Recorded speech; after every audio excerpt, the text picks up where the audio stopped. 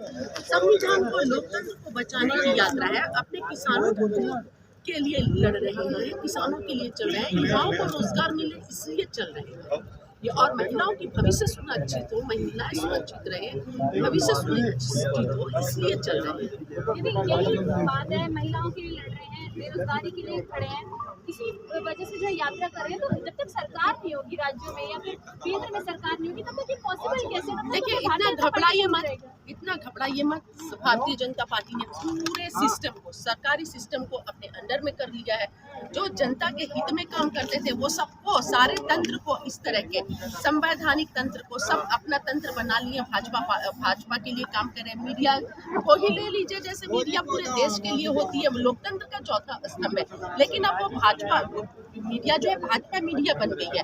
वैसे ही NIA, CBI, ED, सारे जो सरकारी तंत्र हैं, कोर्ट, सबको भाजपा अपने अंडर में कर दिया। तो सिस्टम को पूरा हाईजैक कर लिया, तो समय लगेगा। जैसे गया है वैसे ही ये देश की जनता ही इन्हें उखाड़ कर फेंकेगी। आप देखिए, आप रैलियों में आ रही हैं, यात्रा में देखिए किस तरह जन सैलाब उमड़ रहा है।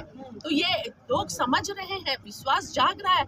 और सबसे बड़ी इस यात्रा की खूबसूरती है महिलाएं, पुरुष। मेरा बेटा कहाँ है, राहुल कहाँ है, कितने दूर है, और छोटे छोटे बच्चे राहुल गांधी जिंदाबाद, जोड़ो जोड़ो भारत जोड़ो के नारे लगा रहे। और देश का नेता कैसा हो, राहुल गांधी जैसा हो। तो कहाँ चले थे, बोलते थे कि कांग्रेस मुक्त भारत करेंगे, लेकिन उनका ये सपना तो चूर हो गया। आने वाले 2024 में यही देश की जनता राहुल गांधी को प्रधानमंत्री बनाएगी, देखिएगा। बहुत बढ़िया। देखिए, उनका तो काम ही है, गंदे लोग हैं, वो गंदी बातें करते, क्योंकि काम तो कुछ किए नहीं है ना। तो वो जब तक मुसलमान, मस्जिद, मंदिर, कश्मीर और किसी सद्दाम हुसैन ये सब का नाम नहीं लेंगे तो उनकी राजनीति रोटियां कैसी चलेंगी? काम तो किए नहीं है जो गिना देंगे कि भैया मैंने किसानों के कर्ज माफ किए हैं, कर्ज तो उन्होंने पूंजीपतियों के माफ किया है। ये तो बोल नहीं सकते कि किसानों को कर्ज दिए हैं, कर्ज तो उन्होंने अडानी अंबानी को दिया है। बेटी बचाओ बेटी पढ़ाओ तो महज एक जुमला निकला। हर जगह पे बेटियों की असमत लूटी जा रही है, बेटियों को इंसाफ नहीं मिल रहा है।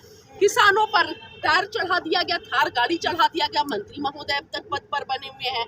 तो किस मुंह से युवाओं के लिए जो बोले थे 2 करोड़ प्रति वर्ष रोजगार लाएंगे, युवाओं को पकड़ो रोजगार दे रहे हैं। तो मुंह कहाँ है? बेशर्मी की तो हद है। जो 15 लाख अकाउंट में वादा करके आए थे सत्ता में पैसे देने के लिए, वो पैसे बड़ी बेशर्मी से बोल दिए कि यह तो जुमला था। और किसान जब आंदोलन कर रहे थे दिल्ली की सरहदों पर, तो किसानों की एक नहीं सुनी, 700 किसान शहीद हुए। उनके लिए कोई ये नहीं, जो भी वादे करके किसान कानून वापस लिए थे वो सारे वादों पर फेल हो गए।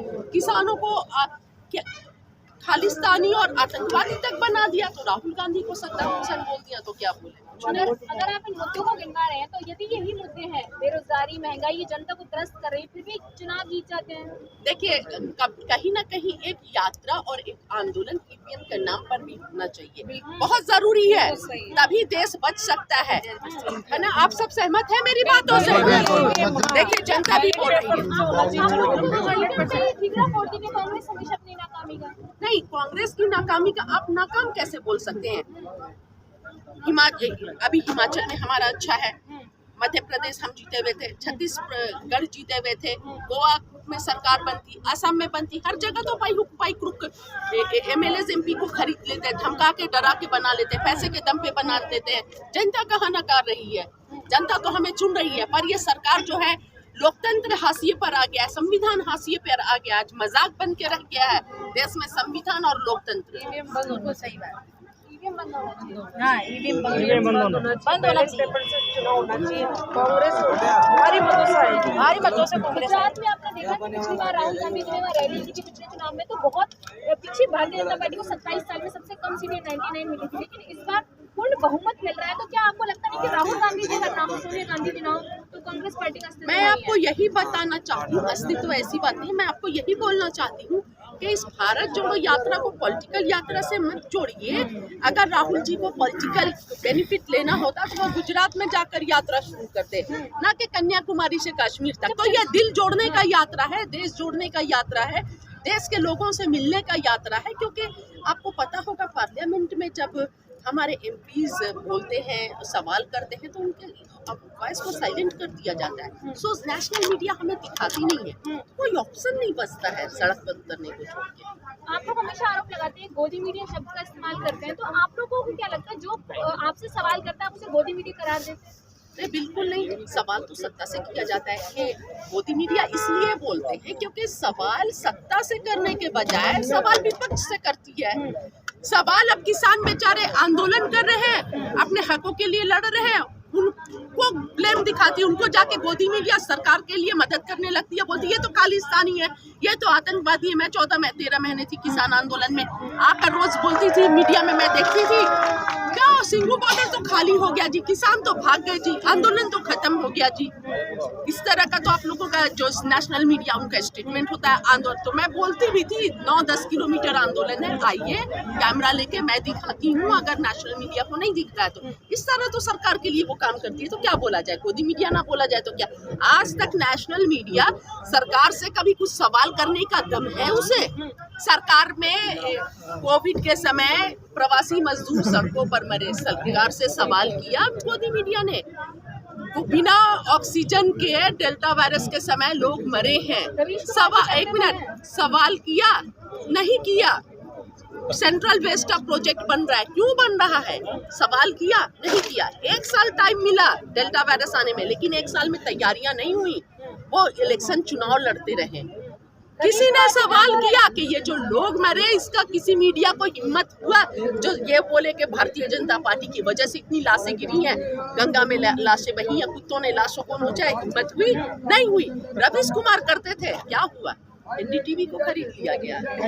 हाँ, एक तो चैनल था जिसे हम फक्र से कहते थे, जो देश का नंबर 1 चैनल था। इतने बेईमान लोग हैं, इतने बेईमान लोग हैं सत्ता में बैठे कि उस चैनल को खरीद लिया। चैनल था, लेकिन फिर भी हमें फक्र है रवीश कुमार पर कि चैनल खरीदने के बाद भी, सारे संस्थानों की ताकत लगाने के बाद भी वो रवीश कुमार को नहीं खरीद सके। ताली बजाइए रवीश कुमार जी के लिए ताली बजी। और कहा जा रहा है कि जो एक तरफ जहां गोदी मीडिया वहां अकेले रवीश कुमार खड़े हैं और जनता की आवाज उठाते हैं और जनता के लिए हित में जो है सवाल पूछते हैं सत्ता से। आखिरी सवाल मैं ये लेना चाहूंगी कि जिस तरीके से राहुल गांधी जी भारत जोड़ो यात्रा कर रहे हैं, यदि ये प्रधानमंत्री नरेंद्र मोदी करते तो क्या वही कवरेज मिलती? पूरा देश में एक उन्हें भगवान का दर्जा देकर स्टेचू बना दिया गया होता।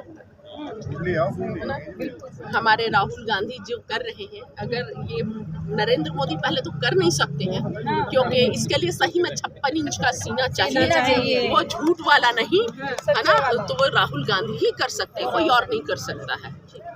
चलिए, इन्होंने तमाम मुद्दों पर अपनी राय रखी, तो ऐसी वीडियो बने रही है मेरे साथ। मैं आप